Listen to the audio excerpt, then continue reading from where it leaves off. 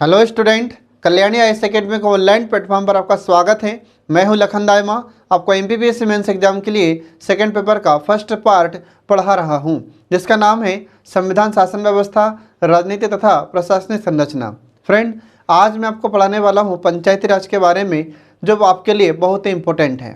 ठीक है, अब जो पंचायती राज है तो इसके लिए एक संविधान संशोधन किया जाता है, जिसका नाम आपको ध्यान रखना है 73वां संविधान संशोधन अधिनियम 1992। और जो 73वां संविधान संशोधन अधिनियम 1992 है, इसमें पंचायती राज का वर्णन किया गया है।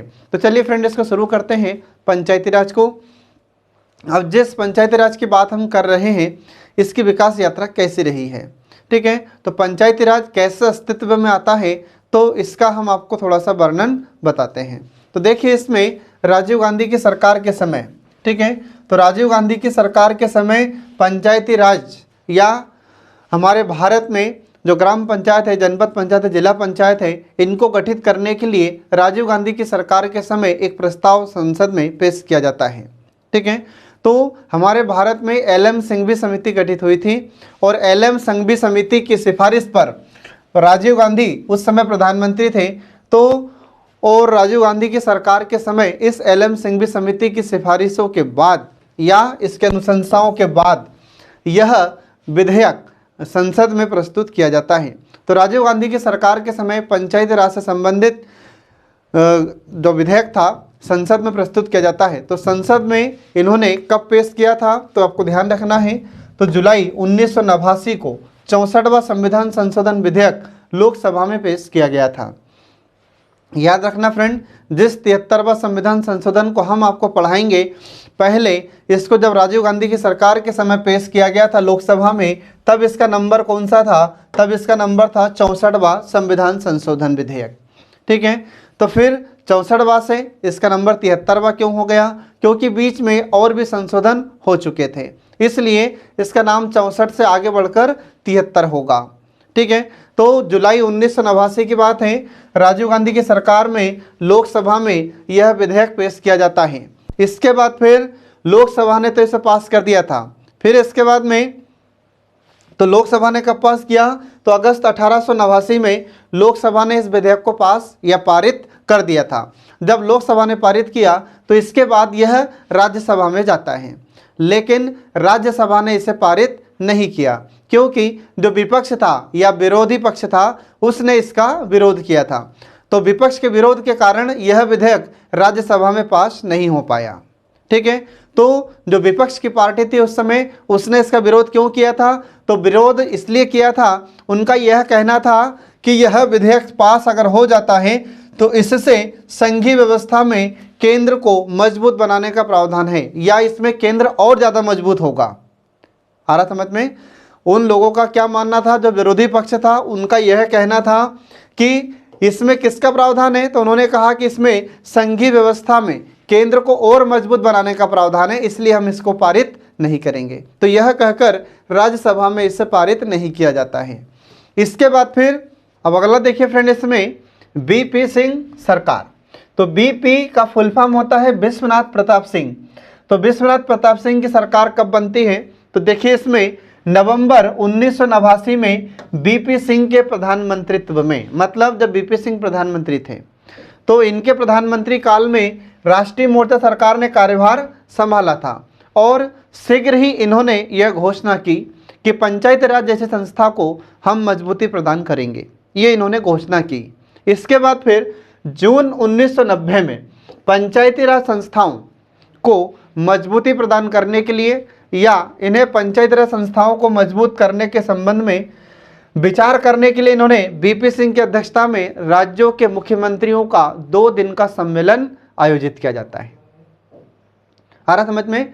जो पंचायती राज संस्था की बात की जा रही थी, तो इसको मजबूती प्रदान करने के लिए राज्यों के मुख्यमंत्री को बुलाया जाता है, और उस समय उसकी अध्यक्षता बीपी सिंह ने की थी जब ये प्रधानमंत्री थे। तो 2 दिन तक यह सम्मेलन आयोजित किया गया था, 2 दिन तक यह सम्मेलन चला और इसमें चर्चा की गई कि हम आने वाले समय में एक पंचायती राज का गठन करेंगे। इसके लिए हम संसद में विधेयक पेश करेंगे और इसमें आप सभी को समर्थन देना पड़ेगा। ठीक है, फिर इसके बाद देखिए कि सम्मेलन में एक नए संविधान संशोधन विधेयक को पेश करने के लिए प्रस्ताव पेश किया गया था और इस प्रस्ताव को मंजूरी भी प्राप्त हो जाती है। इसके परिणाम स्वरूप फिर सितंबर 1990 में लोकसभा में एक संविधान संशोधन विधेयक पेश किया जाता है, लेकिन विश्वनाथ प्रताप सिंह की सरकार गिर जाती है और जैसे ही विश्वनाथ प्रताप सिंह की सरकार गिरती है और उसी के साथ यह विधेयक भी समाप्त हो जाता है। ठीक है फ्रेंड, तो इस समय भी यह पंचायती राज विधेयक अस्तित्व में नहीं आ पाया। अब इसके बाद देखिए फिर इसमें आगे 73वां संविधान संशोधन 1992। अब इस समय सरकार किसकी थी? तो इस समय सरकार थी नरसिम्हा राव की। ठीक है, तो नरसिम्हा राव इस समय प्रधानमंत्री थे और इनके काल में जो पंचायती राज है, तो पंचायती राज को संवैधानिक दर्जा दिलाने के लिए संसद में विधेयक पेश किया जाता है। ठीक है फ्रेंड, तो इसमें आपको ध्यान रखना है। और इन्हीं के काल में पंचायती राज संबंधी विधेयक पेश जब किया जाता है तो इसका नंबर यहाँ पर 73वां हो जाता है। आ रहा समझ में? जब राजीव गांधी की सरकार के समय इसे लोकसभा में पेश किया गया था तब इसका नंबर 64वां संविधान संशोधन विधेयक था और नरसिम्हा राव की सरकार के समय इसे पेश किया जाता है तो इसका नंबर 64 से बढ़कर 73 हो जाता है। तो 73 कैसा हो गया? क्योंकि बीच में और भी संविधान संशोधन हो चुके थे, इसलिए इसका नंबर बढ़कर 64 से 73 हो जाता है। ये आपको ध्यान रखना फ्रेंड। ठीक है, तो जब संसद इसे पास करती है तो संसद पास कब करेगी? तो 1993 में पास होगा, लेकिन 1992 में ही इसे लोकसभा में पेश कर दिया जाता है। तो लोकसभा इसे पास करती है, फिर राज्यसभा के पास जाता है और राज्यसभा के पास करने के बाद राज्यों की विधानसभाओं के पास इसे भेजा जाता है और आधे से अधिक राज्यों के विधानसभाओं ने भी इसे पारित किया। उसके बाद फिर हमारे राष्ट्रपति के पास इस विधेयक को पहुंचाया जाता है। तो राष्ट्रपति के पास जब यह विधेयक पहुंचता है तो राष्ट्रपति ने इस विधेयक पर 20 अप्रैल 1993 को इस पर स्वीकृति प्रदान कर दी और जैसे ही हमारे महामहिम अर्थात राष्ट्रपति ने इस पर स्वीकृति प्रदान की तब से ही यह अधिनियम बन जाता है और इसका नाम क्या हुआ? इसका नाम हुआ 73वां संविधान संशोधन अधिनियम 1992। ठीक है, अब आप सोच रहे होंगे कि 1993 में हस्ताक्षर किया, फिर इसका नंबर 92 कैसा है? क्योंकि 1992 में इसे लोकसभा में पेश कर दिया गया था, मतलब हमारी संसद में पेश कर दिया गया था। तो जिस वर्ष इसे पेश किया जाता है उस वर्ष के नाम पर इसका नाम रखा जाता है। ठीक है, तो हस्ताक्षर या हमारे राष्ट्रपति ने स्वीकृति भले ही 1993 में दी हो, परंतु इसे संसद में कब प्रस्तुत किया गया था? 1992 में, इसलिए इसका नाम होगा 73वां संविधान संशोधन अधिनियम 1992। ठीक है फ्रेंड, तो ये 20 तारीख आपको ध्यान रखना होगा। ये 20 अप्रैल को हमारे राष्ट्रपति ने इस पर हस्ताक्षर किए थे। इसके बाद फिर 4 दिन बाद ही तो 24 अप्रैल 1993 को 73वें संविधान संशोधन को लागू कर दिया जाता है। ठीक है, तो 20 तारीख को राष्ट्रपति ने हस्ताक्षर किए और उसके ठीक 4 दिन बाद अर्थात 24 अप्रैल 1993 को 73वां संविधान संशोधन अधिनियम लागू हो जाता है, अर्थात पंचायती राज लागू हो जाता है। ये आपको ध्यान रखना फ्रेंड। इसीलिए 24 अप्रैल को राष्ट्रीय पंचायत दिवस के रूप में मनाया जाता है। तो 3 नंबर में आपसे क्वेश्चन पूछा जा सकता है कि राष्ट्रीय पंचायत दिवस कब मनाया जाता है? तो ये 24 अप्रैल को मनाया जाता है। ये आपको ध्यान रखना है फ्रेंड। ठीक है, अब इसके बाद देखिए इसमें आगे तो आगे आता है कि जो 73वां संविधान संशोधन विधेयक था, ठीक है, अभी अधिनियम बन चुका है। तो 73वां संविधान संशोधन अधिनियम के माध्यम से पंचायती राज व्यवस्था को संवैधानिक दर्जा दिया जाता है।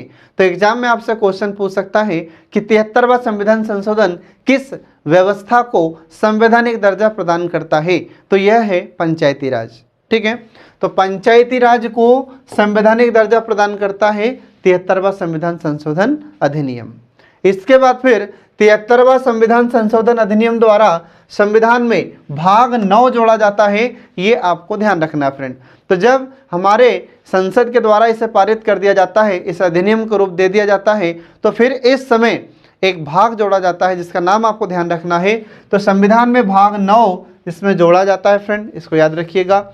इसके बाद फिर इसमें अनुच्छेद 243 में पंचायती राज का प्रावधान है और अनुच्छेद 243 से लेकर अनुच्छेद 243 ओ तक पंचायती राज का प्रावधान किया गया है, ये आपको हमेशा ध्यान रखना है फ्रेंड।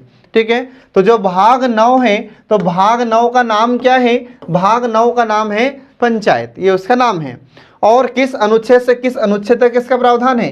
तो संविधान के अनुच्छेद 243 से लेकर 243 ओ तक इसका प्रावधान किया गया है, ये आपको ध्यान रखना है। इसके बाद फिर 73वां संविधान संशोधन द्वारा संविधान में 11वीं अनुसूची जोड़ी जाती है। कौन सी अनुसूची जोड़ी गई थी फ्रेंड? तो इसमें 11वीं अनुसूची जोड़ी गई थी, जो आपको ध्यान रखना है। और इसी के साथ जो पंचायत है, तो पंचायतों को कितने विषय सौंपे गए थे? तो पंचायतों को 29 विषय सौंपे गए थे फ्रेंड, ये आपको ध्यान रखना है। आ रहा समझ में? इसके बाद फिर वे 29 विषय कौन कौन से थे? तो याद रखना फ्रेंड, 11वीं अनुसूची जोड़ी जाती है और भाग 9 जोड़ा गया और 29 विषय इसे दिए जाते हैं, या 29 विषय की व्यवस्था की गई थी, आपको ध्यान रखना फ्रेंड। ठीक है, और ये 29 विषय से संबंधित अनुच्छेद कौन सा है? तो अनुच्छेद 243(6) इसमें लिखा गया है, तो ये आपको ध्यान रखना है। ठीक है, अब इसमें 29 विषय कौन कौन से हैं, तो ये हम आपको बताते हैं। कभी कभी क्या होता है, एग्जाम में आपसे क्वेश्चन पूछ लिया जाता है कि जो पंचायती राज है इसके 29 विषय कौन कौन से हैं। तो इसके 29 विषय देखिए, इसमें पहला विषय है इसका कृषि। ठीक है, इसी में कृषि विस्तार को भी शामिल किया गया है, ये पहला विषय है पंचायती राज का। इसके बाद फिर दूसरा विषय होता है भूमि विकास, और दूसरा फिर इसके बाद में इसी में है भूमि सुधार कार्यान्वयन। इसके बाद चकबंदी और भूमि संरक्षण इसमें शामिल किया गया है। इसके बाद फिर अगला आता है लघु सिंचाई, जल प्रबंधन और जल विभाजक क्षेत्र का विकास, ये इसमें शामिल किया गया है। इसके बाद फिर अगला आता है इसमें पशुपालन, फिर डेयरी उद्योग और कुक्कुट पालन, इसको भी इसमें शामिल किया गया है। इसके बाद फिर अगला आता है मत्स्य उद्योग, इसको भी इसमें शामिल किया गया है। फिर इसके बाद में सामाजिक वानिकी और फार्म वानिकी, इसको भी इसमें शामिल किया गया है। इसके बाद फिर लघु वन उपज, ये 7वां विषय है। 8वां विषय कौन सा है? तो लघु उद्योग, जिसके अंतर्गत खाद्य प्रसंस्करण उद्योग भी शामिल किया गया है। इसके बाद फिर 9वां विषय होता है खादी ग्राम उद्योग एवं कुटीर उद्योग। फिर 10वां विषय होता है ग्रामीण आवासन। आ रहा समझ में? या ग्रामीण आवास, इसको सुधार लेना थोड़ा सा। ठीक है, तो ग्रामीण आवास को इसमें शामिल किया गया है फ्रेंड, ये आपको ध्यान रखना है। अब देखिए फ्रेंड, इसमें इसके कौन कौन से विषय हैं। तो पहला विषय देखिए इसमें कृषि, तो कृषि, यह कृषि विस्तार शामिल इसमें किया गया है, तो आपको ध्यान रखना है फ्रेंड। तो कृषि इसका पहला विषय होता है पंचायती राज का। दूसरा विषय है यहाँ पर भूमि विकास, फिर भूमि सुधार कार्यान्वयन, चकबंदी और भूमि संरक्षण। इसके बाद फिर तीसरा विषय है लघु सिंचाई, जल प्रबंधन, जल विभाजक क्षेत्र का विकास। इसके बाद फिर अगला आता है इसमें पशुपालन, डेयरी उद्योग और कुक्कुट पालन, ये भी पंचायती राज के विषय हैं, आपको ध्यान रखना फ्रेंड। इसके बाद फिर अगला विषय आता है मत्स्य उद्योग। ठीक है, इसके बाद फिर सामाजिक वानिकी और फार्म वानिकी। इसके बाद फिर अगला आता है लघु वन उपज। ठीक है, इसके बाद फिर अगला है इसका विषय लघु उद्योग, जिसके अंतर्गत खाद्य प्रसंस्करण उद्योग भी शामिल किए गए हैं। फिर इसके बाद में अगला इसका विषय है खादी ग्राम उद्योग एवं कुटीर उद्योग। ठीक है, इसके बाद फिर अगला इसका विषय है ग्रामीण आवास। ठीक है फ्रेंड, ये आपको ध्यान रखना है। इसके बाद फिर अगला विषय आता है पंचायती राज का पेयजल। ठीक है, तो पेयजल, ये भी आपको ध्यान रखना है। इसके बाद फिर 12वां विषय है ईंधन और चारा। ठीक है, इसके बाद फिर सड़कें, पुलिया, पुल, फेरी, जलमार्ग और अन्य संचार के साधन, ये भी पंचायती राज के विषय में शामिल किया गया है। इसके बाद फिर अगला आता है ग्रामीण विद्युतीकरण, फिर जिसके अंतर्गत विद्युत का वितरण शामिल किया गया है। इसके बाद फिर अगला विषय आता है अपारंपरिक ऊर्जा के स्रोत। ठीक है, इसके बाद फिर अगला आता है इसमें गरीबी उन्मूलन कार्यक्रम। फिर इसके बाद में अगला विषय आता है इसका शिक्षा, जिसके अंतर्गत प्राथमिक शिक्षा को और माध्यमिक विद्यालय को भी शामिल किया गया है। इसके बाद फिर अगला विषय आता है इसका तकनीकी प्रशिक्षण और व्यावसायिक शिक्षा। फिर इसके बाद में प्रौढ़ और अनौपचारिक शिक्षा, इसको भी इसमें शामिल किया गया है। फिर इसके बाद में आता है पुस्तकालय। ये सभी विषय हैं किसके? पंचायती राज के। इसके अलावा और भी देखिए इसमें अगला विषय आता है पंचायती राज का सांस्कृतिक क्रियाकलाप, ठीक है। इसके बाद बाजार और मेले। फिर इसके बाद में अगला विषय आता है पंचायती राज का स्वास्थ्य और स्वच्छता संबंधी विषय, जिसके अंतर्गत अस्पताल, प्राथमिक स्वास्थ्य केंद्र और औषधालयों को शामिल किया गया है। इसके बाद फिर अगला विषय आता है परिवार कल्याण, ठीक है। फिर इसके बाद में अगला विषय आता है इसका महिला और बाल विकास, ठीक है। इसके बाद फिर अगला इसका विषय है समाज कल्याण। समाज कल्याण के अंतर्गत दिव्यांगजन को शामिल किया गया है। इसके बाद में मानसिक रूप से जो मंद व्यक्ति होते हैं और इस प्रकार के जो मंद व्यक्ति हैं इनका कल्याण करना, ठीक है, इस विषय को भी इसमें शामिल किया गया है। इसके बाद फिर अगला आता है दुर्बल वर्गों का और विशिष्टतः अनुसूचित जाति और अनुसूचित जनजाति के लोगों का कल्याण करना, इस विषय को भी इसमें शामिल किया गया है।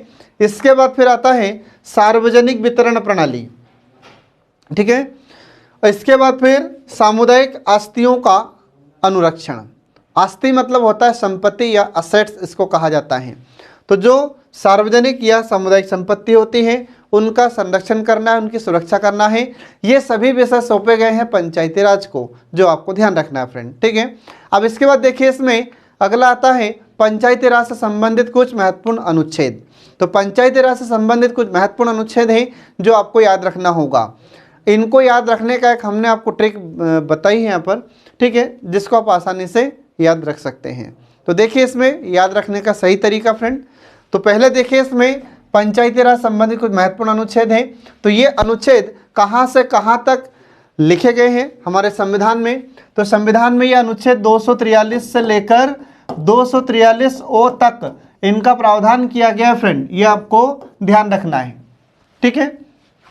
तो देखिए इसमें अनुच्छेद 243, तो पहले देखिए 243 में क्या लिखा है? तो अनुच्छेद 243 में लिखा है पंचायती राज की परिभाषा, ये आपको ध्यान रखना है।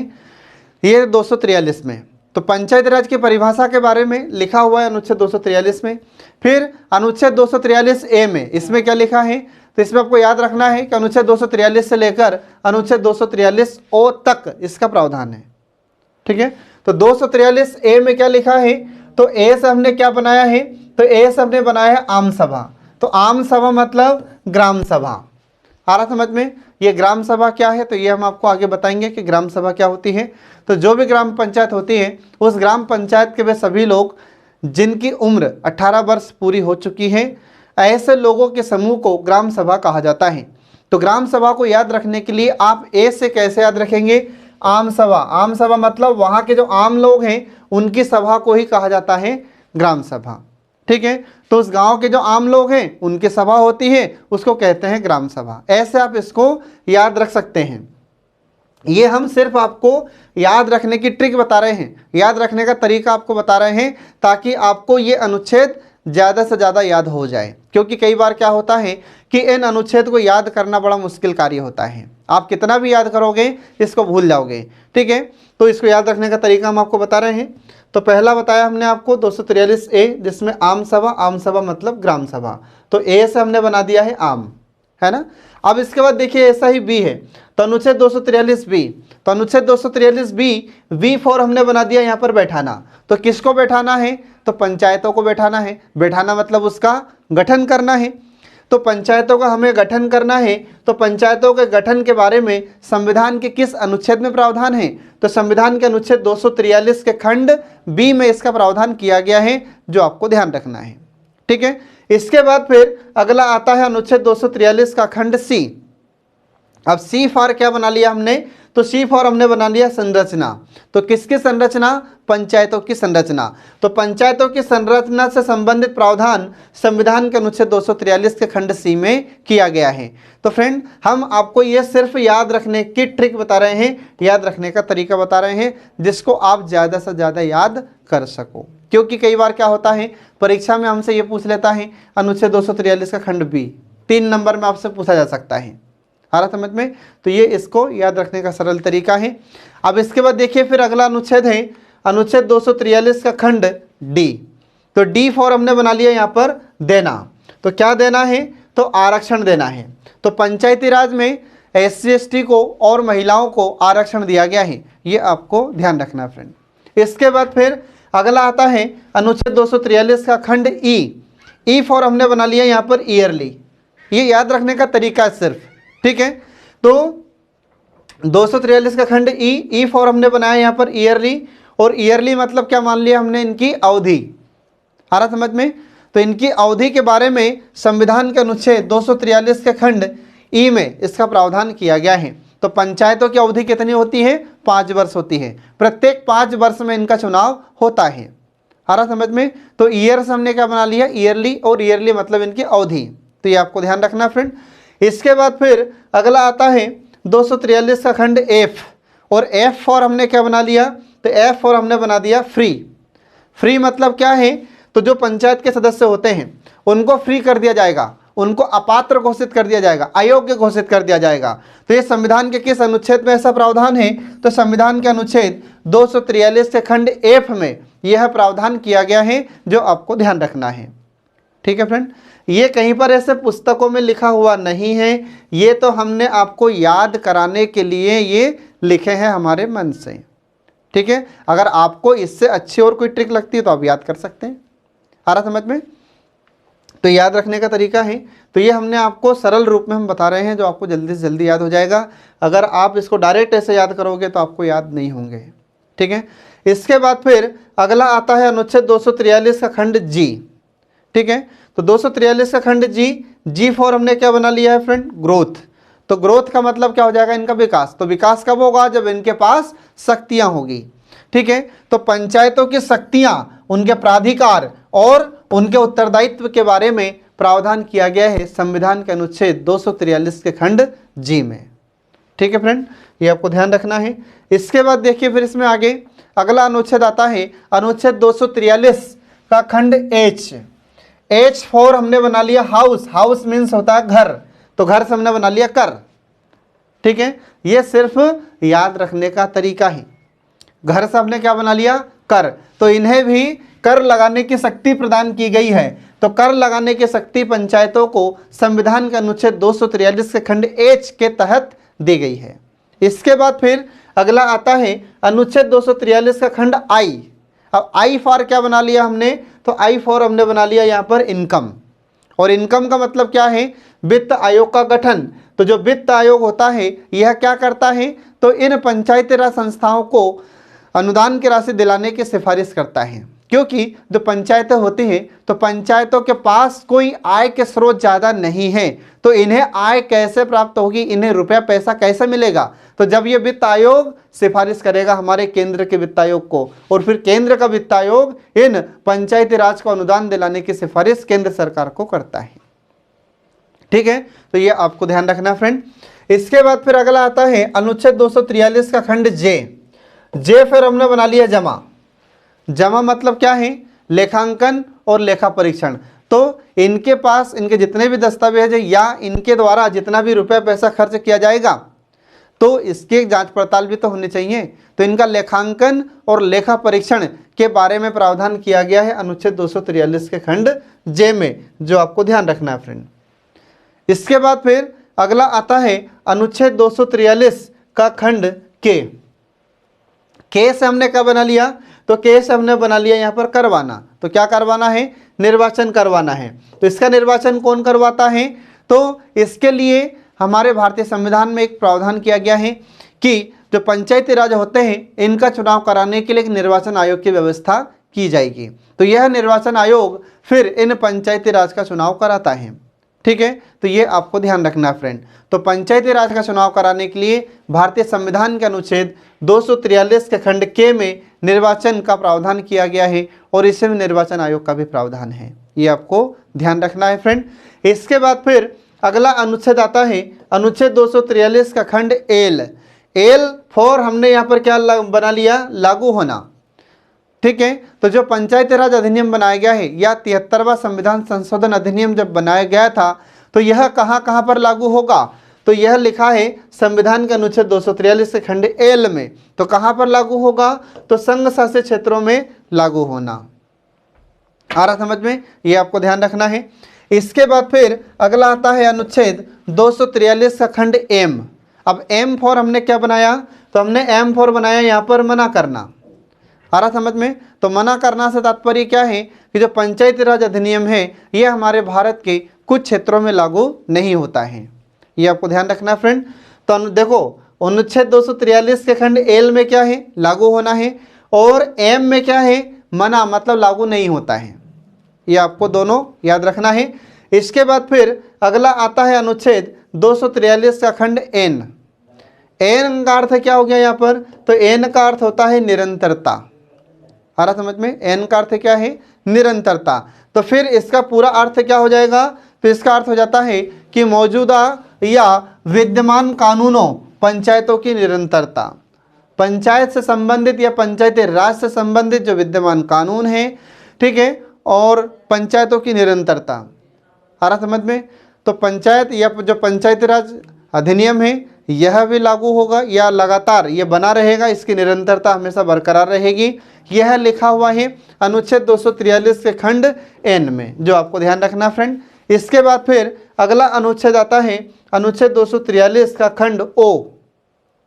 ठीक है, तो ओ फॉर हमने क्या बना लिया, तो ओ फॉर हमने बनाया यहाँ पर आउट ऑफ कोर्ट, मतलब कोर्ट की क्षमता से बाहर या कोर्ट के अधिकार क्षेत्र से बाहर। तो इसका अर्थ क्या हुआ, तो इसका अर्थ हो जाता है कि निर्वाचन मामलों में अदालतों के हस्तक्षेप पर प्रतिबंध। मतलब पंचायती राज के जो चुनाव होंगे तो इसके चुनाव में हमारा न्यायालय या हमारा कोर्ट कोई हस्तक्षेप नहीं करेगा, ये इसमें लिखा हुआ है अनुच्छेद 243 के खंड ओ में।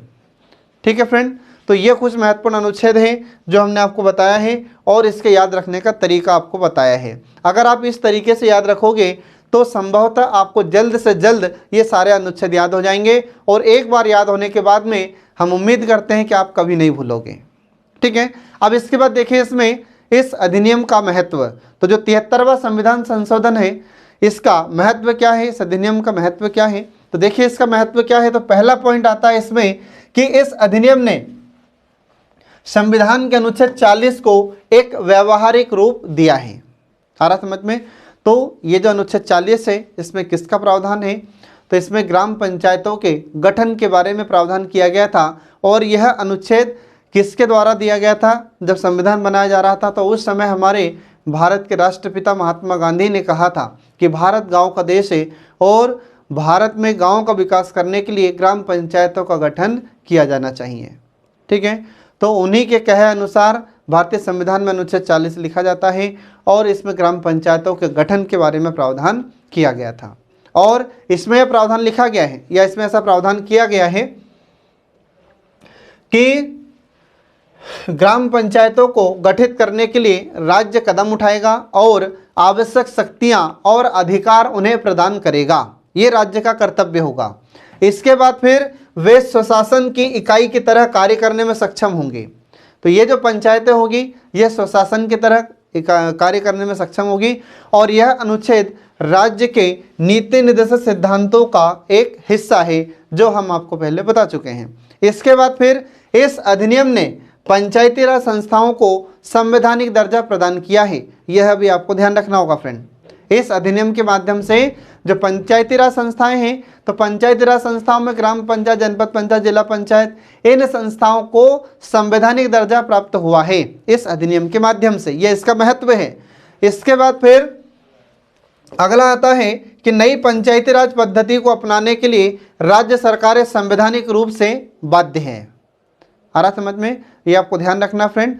तो इसमें हम देखते हैं कि जो पंचायती राज पद्धति को अपनाने के लिए राज्य सरकारें बाध्य है। जितने भी राज्य सरकार हैं सभी को पंचायती राज अधिनियम लागू करना पड़ेगा, सभी को मानना पड़ेगा और सभी राज्य की सरकारों को अपने राज्य में ग्राम पंचायतों की स्थापना करना पड़ेगा, जनपद पंचायतों की स्थापना करना पड़ेगा, जिला पंचायतों की स्थापना करना पड़ेगा।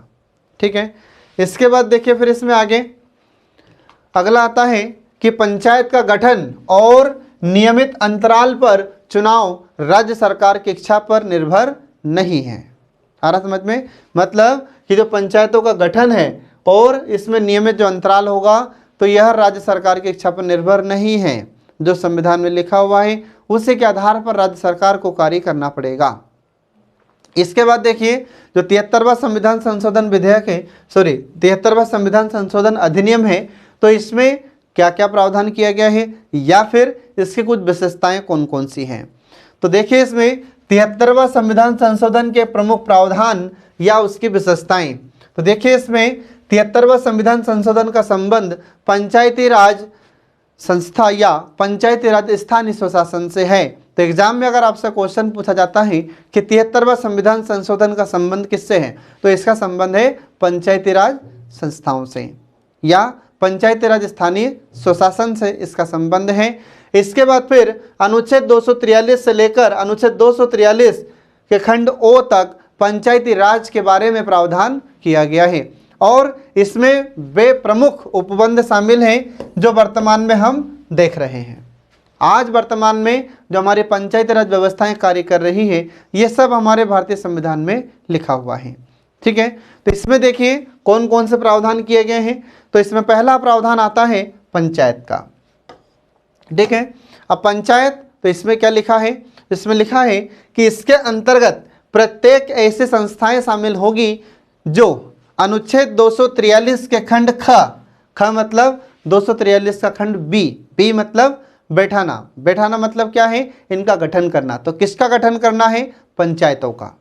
ठीक है, तो अनुच्छेद 243 के खंड बी या 243 का खंड ख के तहत स्थानीय स्वशासन के लिए गठित किया जाता है, चाहे उनके नाम भिन्न भिन्न हो या नाम उनके अलग अलग हो। आ रहा समझ में?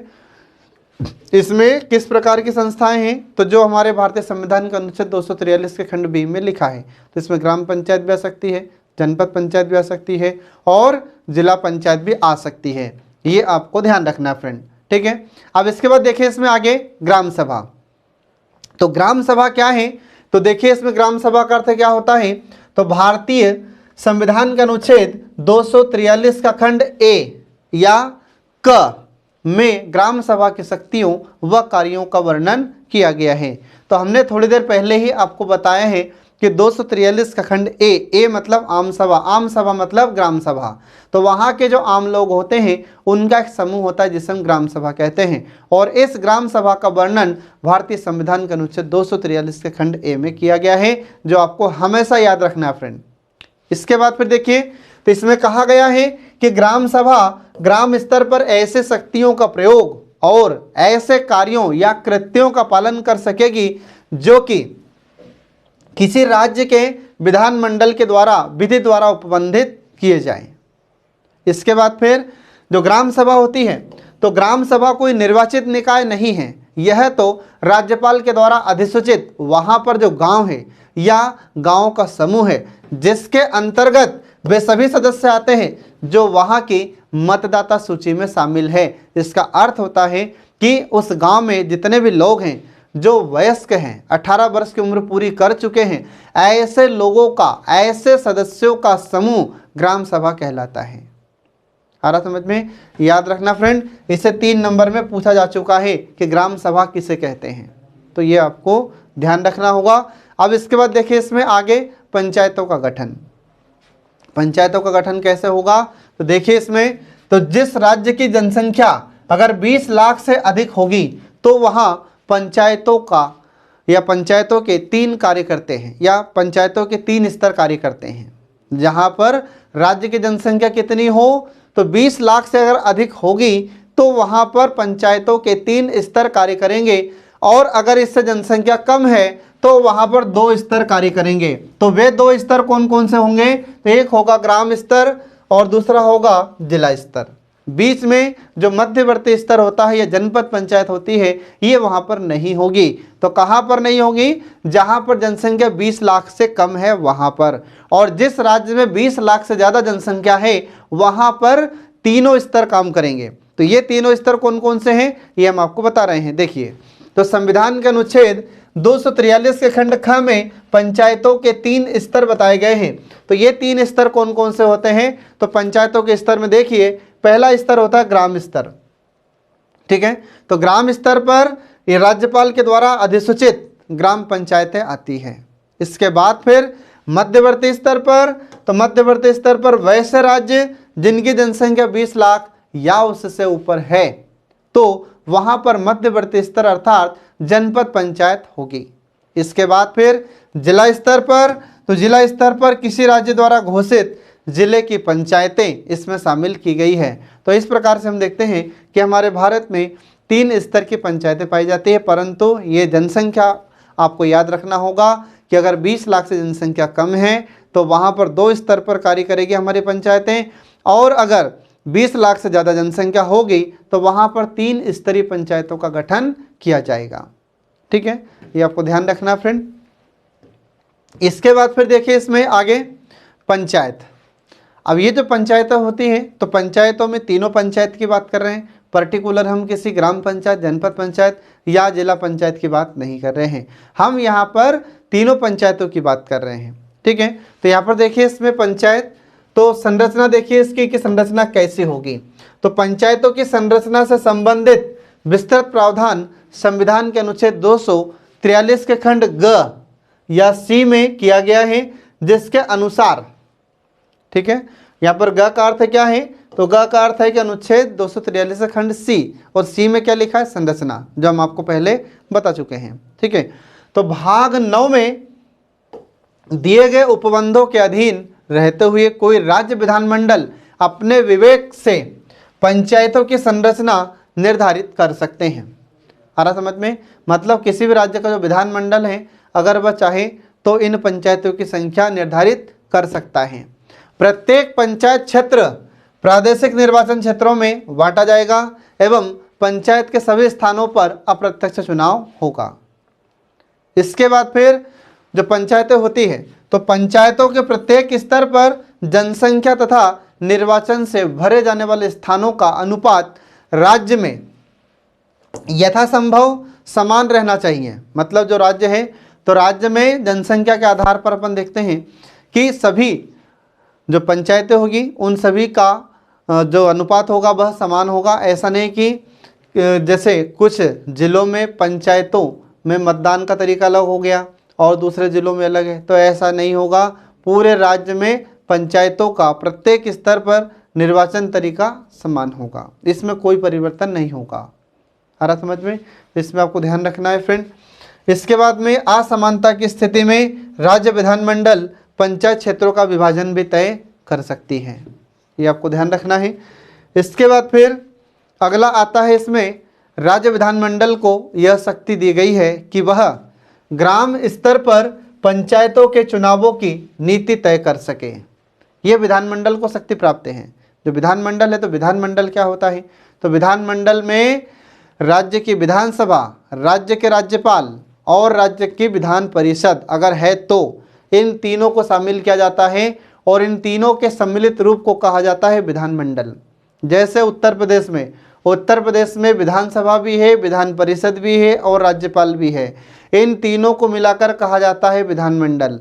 परंतु मध्य प्रदेश में विधान परिषद नहीं है, तो यहाँ पर विधानमंडल किसे किसे कहा जाएगा? तो यहाँ पर विधानमंडल विधानसभा और हमारे राज्यपाल को मिलाकर कहा जाता है। ठीक है, तो विधानमंडल क्या कर सकता है? तो विधानमंडल को शक्ति दी गई है कि यह ग्राम स्तर पर पंचायतों के चुनावों की नीति तय कर सकता है। आ रहा समझ में? इसके बाद फिर प्रतिनिधित्व देना। तो प्रतिनिधित्व देना से तात्पर्य क्या है यहाँ पर? तो ग्राम पंचायत के अध्यक्षों को मध्यवर्ती स्तर की पंचायतों में, यदि मध्यवर्ती स्तर की पंचायतें नहीं हैं तो जिला स्तर की पंचायतों में भी प्रतिनिधित्व दिया जा सकता है। आ रहा समझ में? ये आपको ध्यान रखना है फ्रेंड। इसके बाद फिर अगला आता है कि मध्यवर्ती स्तर की पंचायतों के अध्यक्षों को जिला स्तर की पंचायतों में प्रतिनिधित्व दे सकती है। वहां पर जो विधानमंडल है तो विधानमंडल को यह शक्ति प्राप्त है। आ रहा समझ में? जो मध्यवर्ती पंचायत है अर्थात जो जनपद पंचायत है तो उसका जो अध्यक्ष है उसको भी जिला स्तर की पंचायत में प्रतिनिधित्व दिया जा सकता है। इसके बाद फिर अगला आता है कि इसमें लोकसभा विधानसभा के सदस्यों को उनके निर्वाचन क्षेत्र में पड़ने वाले मध्यवर्ती या जिला पंचायतों में प्रतिनिधित्व भी दिया जा सकता है। आ रहा समझ में? ये आपको ध्यान रखना है फ्रेंड। तो जो लोकसभा के सदस्य होते हैं और जो विधानसभा के सदस्य होते हैं ये अपने अपने क्षेत्र में, ठीक है, ये जनपद पंचायत या फिर जिला पंचायत में प्रतिनिधित्व कर सकते हैं, ये आपको ध्यान रखना होगा। इसके बाद फिर अगला आता है इसमें कि राज्यसभा और विधान परिषद के सदस्यों को जहां से वे मतदाता सूची में पंजीकृत हैं वहां के मध्यवर्ती या जिला पंचायतों में भी प्रतिनिधित्व दिया जा सकता है। आ रहा समझ में? इसका अर्थ क्या हुआ? तो इसका अर्थ यह है कि जो राज्यसभा के सदस्य हैं या फिर विधान परिषद के सदस्य हैं इनको भी ये जहां से भी मतदाता सूची में पंजीकृत हैं वहां के मध्यवर्ती मतलब जनपद पंचायत में या जिला पंचायत में भी इन्हें प्रतिनिधित्व दिया जा सकता है। ये आपको ध्यान रखना फ्रेंड। इसके बाद फिर देखिए इसमें आगे अगला आता है कि किसी पंचायत के अध्यक्ष और किसी पंचायत के ऐसे अन्य सदस्यों को चाहे वे पंचायत क्षेत्र में प्रादेशिक निर्वाचन क्षेत्रों से प्रत्यक्ष निर्वाचन के द्वारा चुने गए हो या नहीं, पंचायतों के अधिवेशन में मत देने का अधिकार उन्हें भी होगा। आ रहा समझ में? इसके बाद फिर अगला आता है इसमें कि मध्यवर्ती एवं जिला स्तरों पर अध्यक्ष का चुनाव अप्रत्यक्ष तरीके से होता है। जो जनपद पंचायत होती है और जिला पंचायत होती है इसमें जो अध्यक्ष होगा तो इनका चुनाव कैसे होगा? इनका चुनाव अप्रत्यक्ष तरीके से होगा, अर्थात इसमें सीधे जनता वोटिंग नहीं करेगी। आ रहा समझ में? अर्थात तो दोनों स्तरों पर बाध्यता है कि अध्यक्ष का चुनाव निर्वाचित सदस्यों के द्वारा ही अपने में से किया जाएगा। तो जो जनपद पंचायत के सदस्य होते हैं, जिला पंचायत के सदस्य होते हैं, इन्हीं सदस्यों में से एक अध्यक्ष चुना जाएगा और इन्हीं सदस्यों के द्वारा उस अध्यक्ष को चुना जाएगा। इस प्रणाली को कहते हैं अप्रत्यक्ष प्रणाली। इसके बाद फिर अगला देखिए इसमें निर्वाचन कैसे होगा?